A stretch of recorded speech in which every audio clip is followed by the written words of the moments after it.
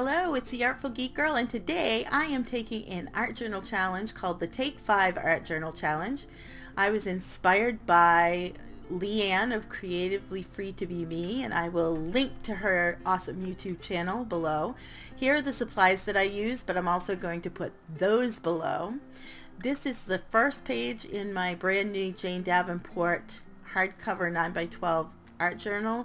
It has wonderfully delicious watercolor pages within. On one side it's more of a smooth finish, the other side it has the texture of a cold press on one side. The Take 5 challenge means that I have to take 5 art supplies and use them in this page, and one of them is wet into wet watercolor that you see me doing here with my Daniel Smith watercolors. The second thing is I need to use acrylic paint. I also need to use a black pen or marker. I need to use some music note paper. You saw that piece of paper that I was going to use when this video first started. And I am going to have to use some sort of lines in this.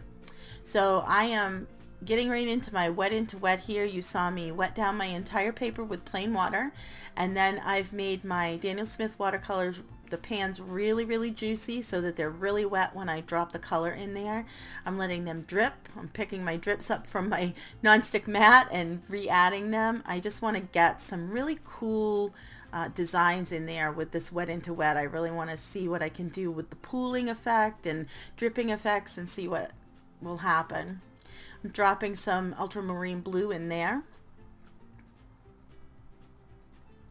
And then you're going to see me drop in my very favorite Daniel Smith color so far. And I have a lot of favorites, but it is my very favorite, and that is Moonglow. And I know that a lot of other artists love that Moonglow color too. It's kind of a deep purple with blue undertones, and it separates and it granulates, and it's just amazing. You can see me dropping it in here and watching it kind of bleed out into the ultramarine. Love this color. I will show you a close-up in just a few minutes of how that separates, but you can see that there's like a little pink in there, and there's like that dark purple, and it is just gorgeous. And here I am rambling on about a color. You know, it's the artist in me. Love the color. If you haven't taken an art challenge like this, I'm also doing the Daisy Yellow Index Card a Day challenge. They're wonderful. They're a wonderful way to maybe use things that you don't always use for art supplies, or use them in a different way, or combine them in a way that you don't. As I was looking at this page, I could see the shape of a bird in that watercolor background. And so I took a light blue Col-Erase pencil, and I outlined the bird first. It would have been hard for you to see, so I didn't record that part. It would have looked like I wasn't laying down anything, because that Col-Erase pencil kind of blends in. That's the whole point of it. But I did outline him a little bit with the Col-Erase, and then I'm adding my music note paper here, which is from an old school book, and it was a school book that I remembered having in elementary school for our music class. I picked it up at a library book sale, which is a great place to get old books for mixed media, by the way. So I've just decided on placement here, and then I'm using the Jane Davenport mixed medium. Now you're going to hear me say Jane Davenport a lot because I've got a lot of her mixed media supplies and I really love them. They're a great mixed media item, and I love her stuff. I use her gesso and her mixed medium, her matte medium, and I have her watercolors. I just happen to use these Daniel Smith colors today, but it doesn't mean that that's all I use. I just happen to choose those for this particular page. Now I'm going to grab my Inktense pencils. Now what I love about my Inktense pencils is they act like a watercolor pencil, but once they're dry it's India ink, so it doesn't go anywhere. So I can use a water brush to blend out these pencils, and then once it's dry I can place other wet media on top, and it's not going to go anywhere. I love these so much that my son even gave me some for Christmas, because he knows I want the entire collection, because I use them so much. Because it's wonderful. It's wonderful to be able to pull that in and work them like a watercolor pencil, but then have them be permanent and not go anywhere. So I'm just doing that outline, the outline that I did with the Col-Erase pencil. I'm just kind of filling in with the Inktense pencils in different colors. And I've listed the colors in the supplies below that I used here. And I'm just laying in this color, and then I am going to take my water brush and I am going to blend it out. And I'm just going to hush while I do that. And let you watch.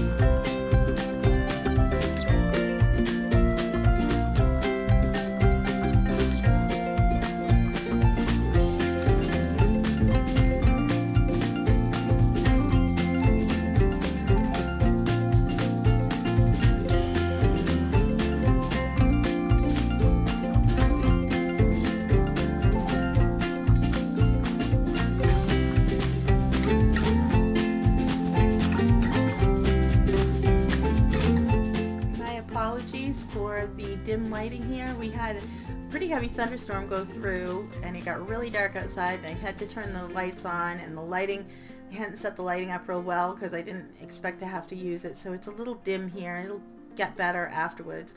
The thunderstorm also did another thing. It caused me to pause for a while after I finished blending these Inktense pencils in with the watercolor background, and I came back and I actually lined my bird with platinum carbon ink pen and put lines, my lines that I needed to put in there, into the wings. And I also covered the music paper with some gesso, and I forgot to turn my camera back on to do that. So I did miss that small area, but I do have a close-up of what I did afterwards, and then the finish of the piece is also recorded. I just forgot for about 10 or 15 minutes to turn that camera back on afterwards, after I came back from recovery from that thunderstorm. So my apologies there as well.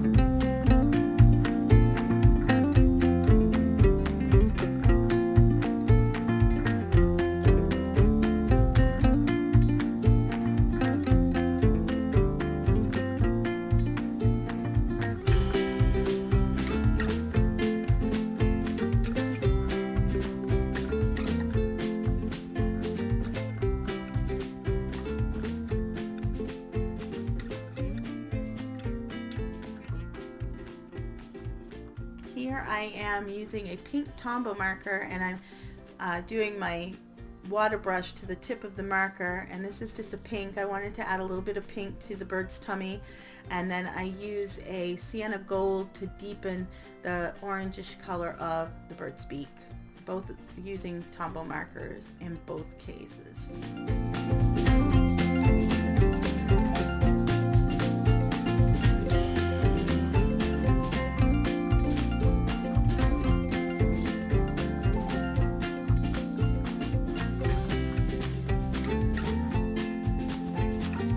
Was directly after doing all of that blending in with the Inktense pencils, and this was after I lined the bird and added the gesso, and I also put a little bit of neutral gray Inktense pencil around the bird to make it kind of pop out and give it a little bit of depth, make it appear to be in the foreground so that it didn't blend into the background quite so much.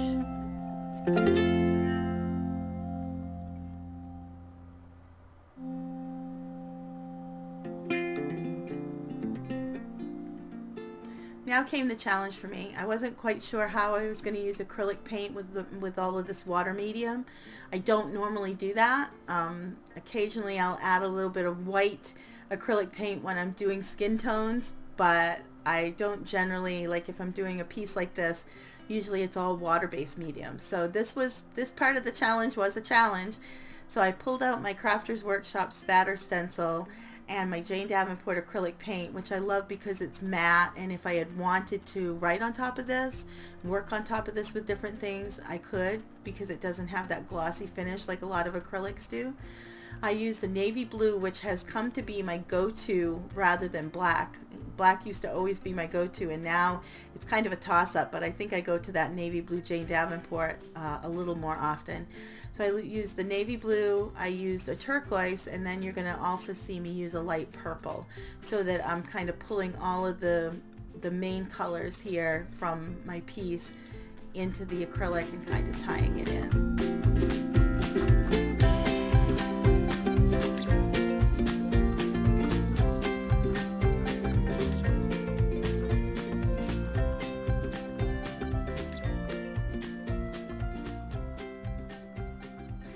At this point, I've actually reached the challenge. I've actually got all 5 things, because you can see the lines that I've put into the bird's feathers on its wings, and then of course I've used the black pen to outline. I've got the music paper, and I've got the acrylic paint, and of course the wet into wet watercolor. Now I'm just going to add, it's a Tim Holtz ledger script stamp, and I just felt like I needed a little bit of depth in that background. That background seemed a little flat, especially after adding those paint spatters with the acrylic paint. So I'm just adding with a aquamarine archival ink pad, I'm just adding a few of those bits and pieces of that ledger script stamp.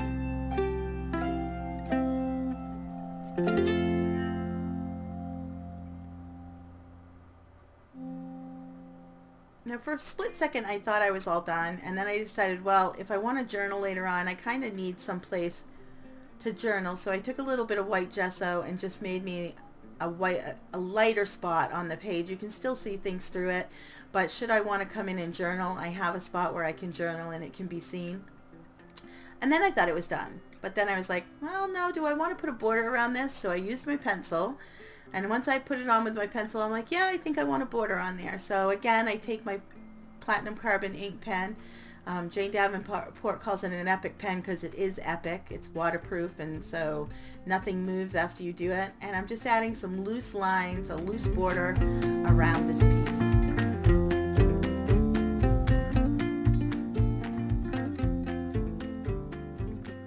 You want to make sure and go over to Leanne's channel, where she links all of the people that took part originally in this Take 5 Art Challenge, including the originator of it.